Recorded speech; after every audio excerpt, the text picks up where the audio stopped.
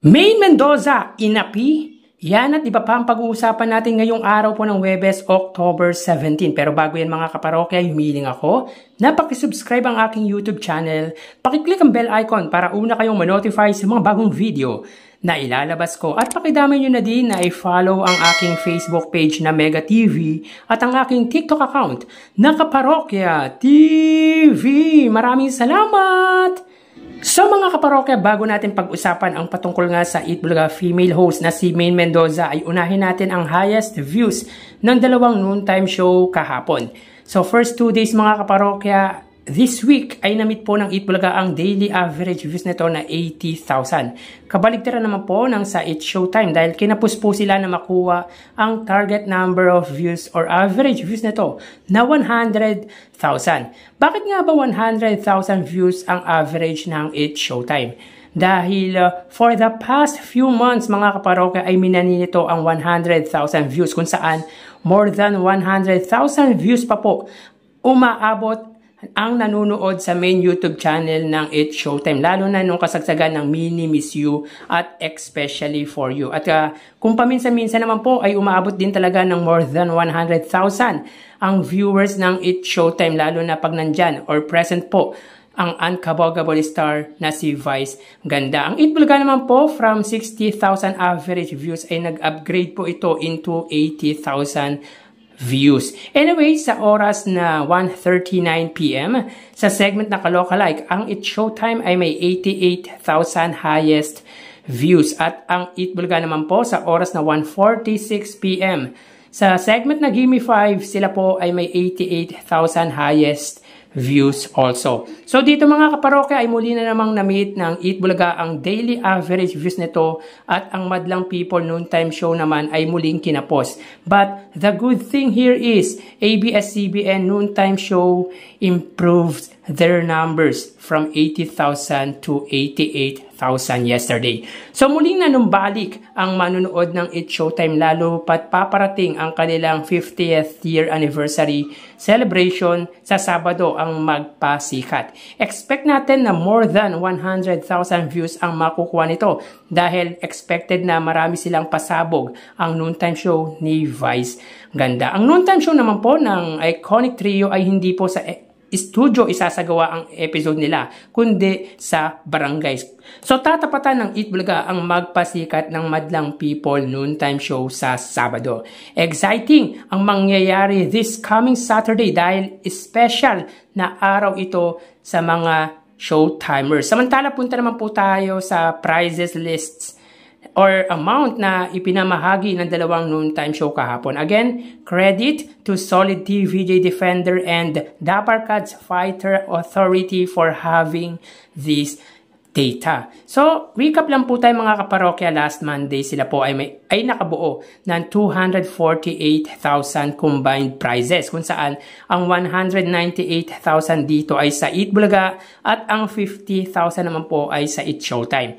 Nitong Martes naman po ay nakalikom sila ng total of 245,000 pesos kung saan ang 190,000 pesos dito ay sa Eat Bulaga at ang 55,000 naman po ay sa It's Showtime. So punta naman po tayo sa araw ng Miyerkules, October 16. So dito may kita po ang It's Showtime ay may 50,000 pesos at ang Eat Bulaga ay may 204,000 pesos. So dito ay may pinagsama po silang 254,000. Meaning in 3 days episode, they got a total of 747,000 wherein Eat Bulaga has a total of 592,000 and Madlang People noontime show got a total of 155,000 pesos.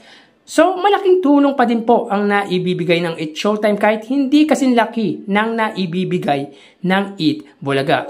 Punta naman po tayo sa main topic natin mga kaparokya. So yun nga, upon checking sa official Facebook account ni Maine Mendoza, ay may post ito kung saan magkasama sila or magkakasama sila ng mga dating Eat Bulaga host na sina MJ Lastimosa at Maha Salvador na tila ni-repost nito ang post ni MJ Lastimosa na hindi maganda ang pagkakakuha sa kanya. Ayon sa caption nito, yung friend mong deadma sa itsura ng iba sa picture basta pretty siya. So makikita nga na hindi maganda ang Itbulaga host sa kuhang letrato na pinost ni MJ Lastimosa. Subalit bilang ganti ay nagpost naman si Maine Mendoza kung saan tila ganti ng api na may caption na sorry not sorry MJ Lastimosa. Tila pang-aasar na din ng Itbulaga host nito sa kaibigan at dating kasama sa Itbulaga.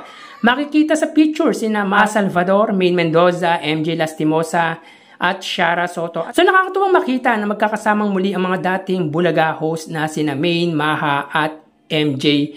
Kung tawagin nga ay 3M or 4M yan kasama si Miles Ocampo. At talagang close na sila sa isa't isa na nabuo sa Itbulaga. Well, there was one time that MJ had been a guest host in Sugod Bahay mga kapatid at akala ko ay magtutuloy-tuloy na yon.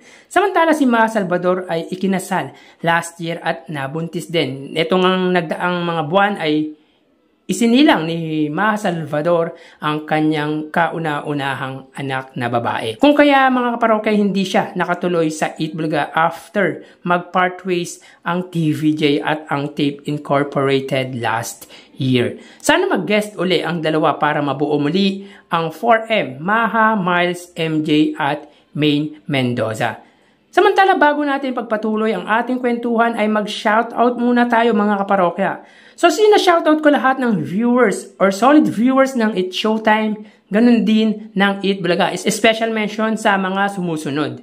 Kudro on Leather, BSD, TVJ Jaworski, Jeanette N. Kaha, Ninja Jack Monster, Derek Pilapil, Froilan Esguera, Graciano Oclarit, Renato Reyes, Roy, Ashley Gray, Lucille Cabido, Glydel Arat, at marami pang iba. Maraming salamat po at sobrang na-appreciate ko po kayo mga kaparokya. So yun nga mga parokya, nakakaantig ang naging kwento ng Bawal Judgmental ka ba kahapon. Dahil it's about the sacrifices of a son for her mother.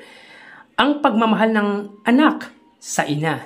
So yun nga mga parokya, kahapon po ay ang topic ay ang patungkol nga sa living donor ng kidney ng subject po na si Fe. Si Fe ay kilala ni Joey De Leon and for sure kung nandoon lang si Tito Soto na umuwi after ng Gimme 5 at Vic Soto ay kilala din nila ang subject na si Fe. Na asawa ng dating nakasama ng iconic trio sa RPN 9. Si Fe ay executive ng RPN. Kung hindi ako nagkakamali, siya yung boses ng Channel 9 noon. Yun nga mga kaparokya, dahil sa pagmamahal ng anak sa ina ay sinakripisyo nito ang sariling kidney para ma-transplant sa ina. Correction lang po mga kaparokya, lahat naman po ng anak ay willing to donate their kidney.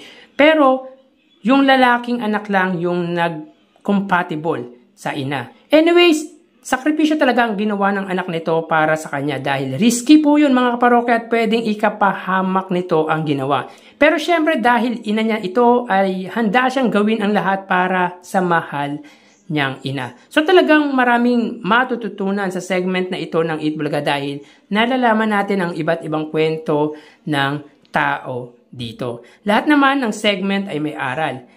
Itbulaga man or It's Showtime. Pero iba lang talaga meron ang sa Bawal Judgmental ka ba. Talagang maiiyak ka, makikiligin ka, at maraming kwento na maraming matututunan ka sa Bawal Judgmental ka ba. Kaya kudos sa creative ng Itbulaga. Kayo mga parokya, sino ang naantig sa kwento kahapon? Please comment down below. So hanggang dito na lang mga parokya. Thank you and God bless.